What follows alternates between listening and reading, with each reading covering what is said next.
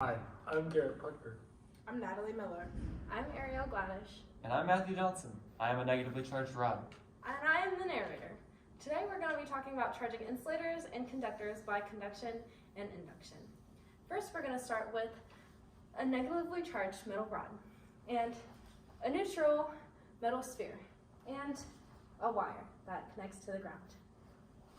We will not touch, but we will move the negatively charged rod towards the neutral metal sphere, which causes there to create a dipole, and then the negative will go down the wire into the ground.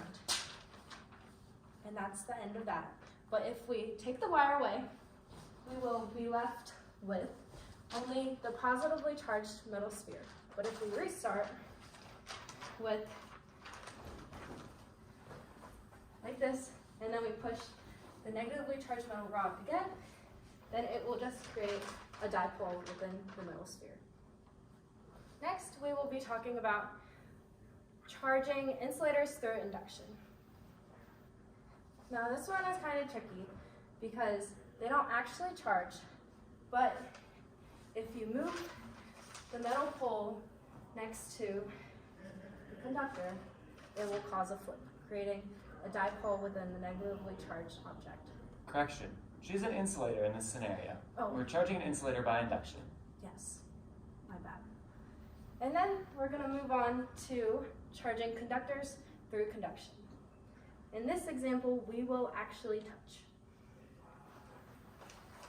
We will start with a neutral object.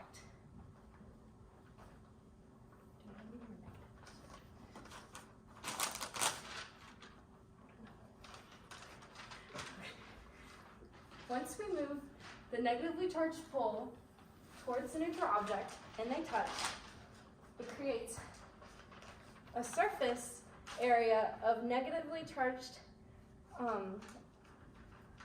negative charge, and then the inside will still be a neutral charge, but there will be a negative charge on the surface area. Next, we will be talking about charging insulators through conductions. We start with a neutrally charged rod and neutrally charged fur.